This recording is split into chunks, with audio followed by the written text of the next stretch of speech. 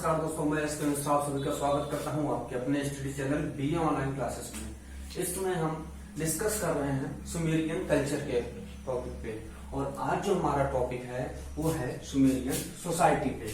अभी तक हमने देखा कि इसके पहले जो हमारा एक फर्स्ट पार्ट आया है सुमेरियन इंट्रोडक्शन का, उसको आप लिंक में जाकर के देख सकते हैं, डिस्क्रिप्शन पे लिंक दिया रहेगा, जिसमें हमने देखा कि सुमेरियन मेसोपोटामिया की सभ्यता पे कहाँ स्थित है और उसमें दजला फरात नामक दो नदियां किस किस स्थान से आती हैं और उनका कुरान नामक संगम होता है। उनकी लंबाई कितनी कितनी है, जैसे कि दजला की 1850 और फरात की 2330 किलोमीटर है। उनके आसपास के पड़ोसी देश कौन से हैं और उनका भूतकाल और वर्तमान में स्थितियां परिस्थितियां वहां की कैसे थी, इसको हम अपने फर्स्ट पार्ट इंट्रोडक्शन में देख चुके हैं। तो आज हमारा जो सेकंड पार्ट है सुमेरियन सोसाइटी, सुमेरियन समाज। देखिए, सुमेरियन समाज मुख्य रूप से 3 वर्गों में विभाजित था।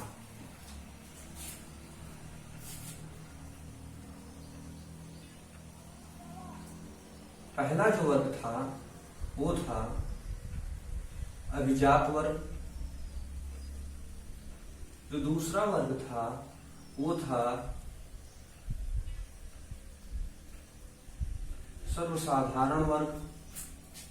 जो हमारा तीसरा वर्ग था यहाँ का वो था दास वर्ग, या कहीं कहीं से आप बंदी वर्ग के नाम से भी देखेंगे। तो देखिए, अभिजात वर्ग में कौन कौन से लोग आते थे। तो अभिजात वर्ग में सबसे प्रथम तो आते थे राज परिवार। जो दूसरा इसमें आता था वो वर्ग आता था पुरोहितों का, क्योंकि देखिए सुमेरियन सभ्यता में पुरोहितों का बहुत बड़ा मान सम्मान और एक प्रतिष्ठित स्थान प्राप्त था। इसको आप आगे भी देखेंगे, चाहे उनका न्यायाधीश हो, चाहे उनका राजनीतिक संगठन हो, आप हर चीज का संचालन वहां पे देखेंगे कि कहीं न कहीं उनके मंदिरों से ही हर चीजें संचालित हो रही थी। तो इनका पहले मानना था कि राजाओं से पहले पुरोहितों का शासन इस धरती पे हुआ करता था, इसलिए पुरोहितों को भी अभिजात वर्ग में यहाँ रखा गया था, पुरोहित। और तीसरे यहाँ पे आते थे उच्च अधिकारी। इसके बाद हमारा जो अगला वर्ग आता है वो है सर्वसाधारण वर्ग। सर्वसाधारण वर्ग में कौन कौन से आते थे। तो व्यापारी, कृषक तथा शिल्पी आते थे। इसके बाद हमारा दास वर्ग आता था। दास वर्ग में कौन कौन से आते थे। दास, बंदी और ऋण न चुका पाने वाले।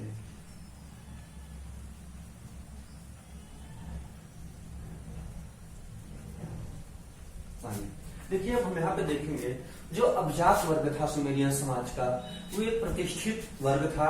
ये सारे अपने जीवन भोग विलासिता के साथ जीते थे।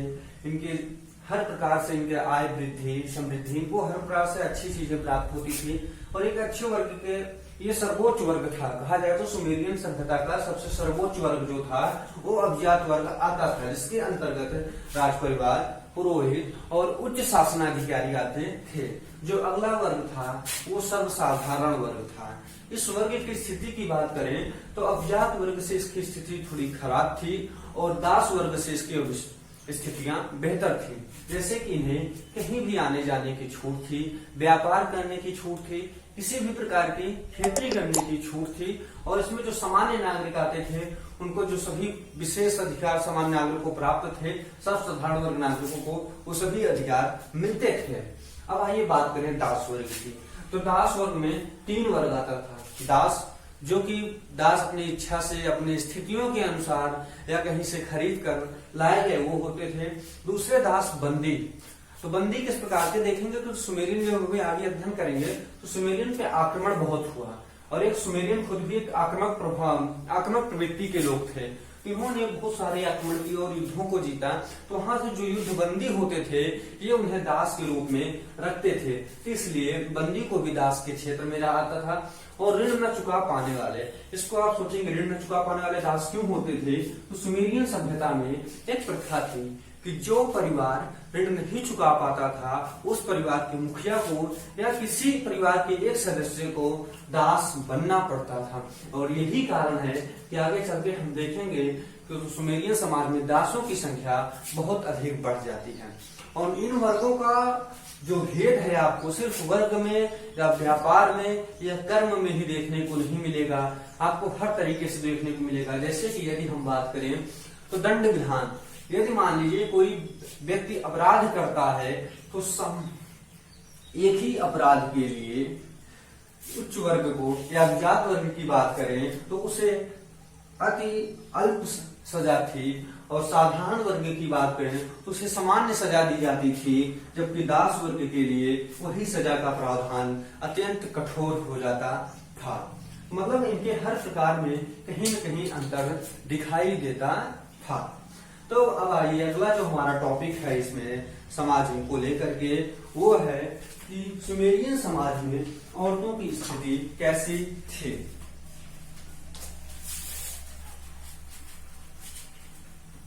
सुमेरियन समाज में औरतों की स्थिति हम बेहतर भी कह सकते हैं और खराब भी कह सकते हैं।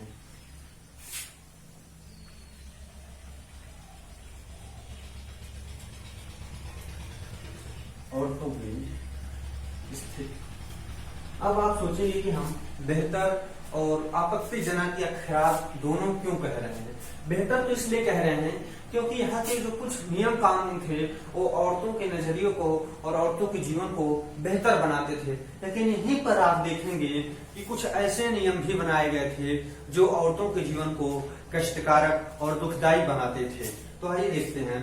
जो यहाँ का एक सबसे पहले बेहतर नियम था वो था यहाँ की विवाह संस्था विकसित थी। विवाह संस्था विकसित थी,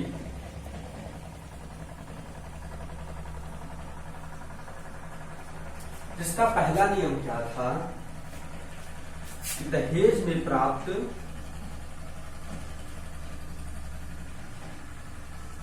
धन पर महिलाओं का स्वामित्व होगा। अर्थात दहेज में जो धन उनको प्राप्त होता था अपने घर से, अपने मायके से, उन पर महिलाओं का संपूर्ण स्वामित्व होता था। वो अपनी इच्छा अनुसार किसी को हस्तांतरित करना चाहे तो कर सकती थी, और यही नहीं यदि पुत्र और यदि पति नहीं है या अनुपस्थिति है तो वह इस धन की स्वयं भी देखभाल करने की अधिकारी थी। ये किसी का अच्छा नियम हम इसलिए कह सकते हैं क्योंकि आप आगे चलते देखेंगे तो इन्हें छोड़ने या बेचने का कई प्रकार के नियम यहाँ पे आपको देखने को मिलेंगे, जहाँ पे पुरुष समाज, यहाँ पे पुरुष प्रधान समाज में क्या तरीके से कह सकते हैं, तो जो पुरुष प्रधान समाज था वो औरतों को बेच देता था या छोड़ देता था, तो कहीं ना कहीं उनके जीवन जीने के लिए सहारा और परिवार में कहीं ना कहीं धन रहने से मान सम्मान दोनों मिलता था। और जो दूसरा एक अच्छा नियम था सुमेरियन समाज में औरतों के लिए, तो अपने पति से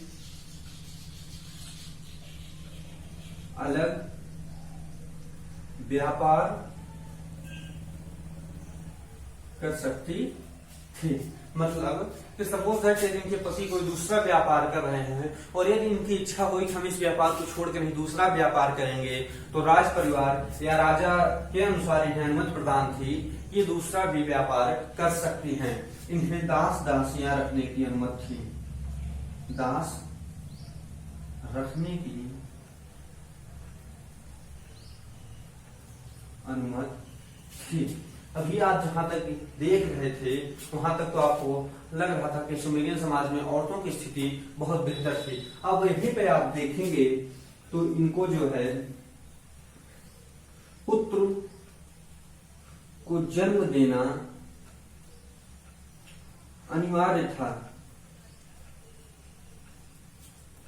अर्थात पुत्र को, महिलाओं को पुत्र को जन्म देना अनिवार्य था। यदि पुत्र को जन्म नहीं देती थी तो पुरुष इन्हें छोड़ सकते थे, और जिन्हें बाद में ये महिला मंदिरों में इनको सेवा के लिए रख लिया जाता था, या मंदिरों में एक दास या दासिका के रूप में ये रह जाती थी। दूसरी चीज क्या है, यहीं पे देखेंगे, व्यभिचार के अपराध में इन्हें मृत्युदंड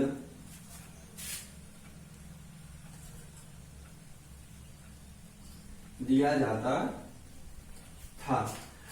व्यभिचार के अपराध में महिलाओं को मृत्युदंड दिया जाता था, जबकि पुरुषों के लिए इसी समाज में व्यभिचार का अपराध क्षम्य होता था। व्यभिचार हर रूप से गलत है, अनैतिक है, किंतु कहीं न कहीं ये भेदभाव भी गलत है कि पुरुष को आप उसी अपराध के लिए क्षम्य करते हैं और महिलाओं को उसी अपराध के लिए आप मृत्यु दंड देते हैं।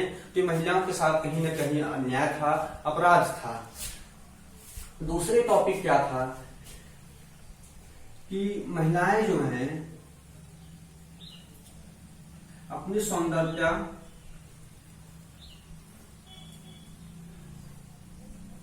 को लेकर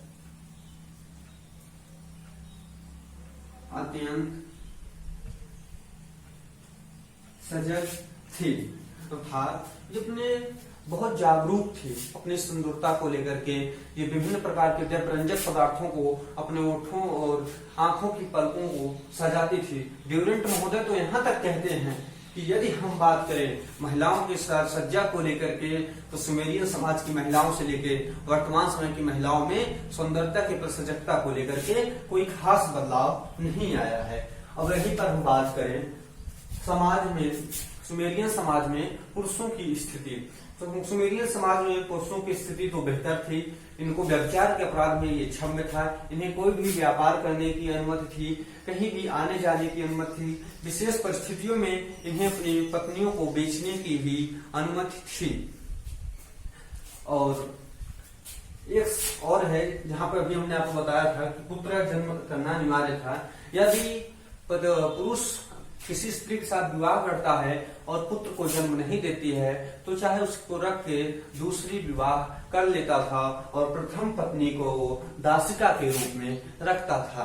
तो इस प्रकार हमने सुमेरियन समाज को देखा, यहाँ की अच्छाइयों को देखा, यहाँ की बुराइयों को देखा। अब जो हमारा अगला टॉपिक होगा वो होगा सुमेरिया का राजनीतिक संगठन देखेंगे, नहीं तो हम देखेंगे अगला टॉपिक जो होगा हमारा सुमेरिया का आर्थिक स्रोत, यानी सुमेरियन वासियों का, सुमेरिया के वासियों का आर्थिक स्रोत किस प्रकार था, इसको हम देखेंगे। इसको हम पोल के हिसाब से आपसे निर्णय लेंगे कि कौन सा टॉपिक अगला रहेगा।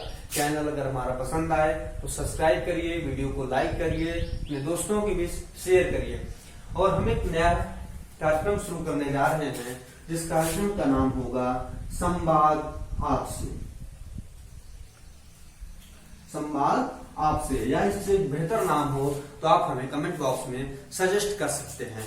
इसमें हम क्या करेंगे, सप्ताह भर आने वाले आपके कमेंटों को हम किसी एक दिन, जैसे कि सपोज दैट हम मंडे से स्टार्ट करते हैं तो संडे को हम आपके सारे कमेंटों को रिप्लाई के रूप में एक वीडियो बनाएंगे और वहां पे आपको, जैसे कि आप लोग कोई कमेंट करते हैं तो रिप्लाई करने में उतना डिस्क्रिप्टिव नहीं हो पाता है कि हम आपको अच्छे से चीजों को समझा सकें। जैसे अभी एक हमारे छात्र का कमेंट आया था कि सर हमने कक्षा 11वीं में आर्ट्स लिया है और हम आगे चल के पुरातत्वविद बनना चाह रहे हैं, तो हम अपने आगे की स्टडी कैसे कंटिन्यू करें। तो देखिए कि कमेंट में हम आपको बेहतर ढंग से नहीं समझा पाते हैं, तो इसलिए हमने एक कार्यक्रम की प्रारंभ करने जा रहे हैं संवाद आपसे, जिसमें हम आपके सारे कमेंट्स का उत्तर देंगे और आपको इस वीडियो में जो कुछ भी संदेह हो, जिस चीज पे आपको टॉपिक को ना समझ में आया हो, आप इसे कमेंट में लिख सकते हैं। उस टॉपिक को हम जब संवाद आप में कार्यक्रम में आएंगे तो उस टॉपिक को हम दोबारा चर्चा करेंगे और आपको समझाने का प्रयास करेंगे। धन्यवाद, स्वस्थ रहिए, जहां रहिए, कुशल रहिए।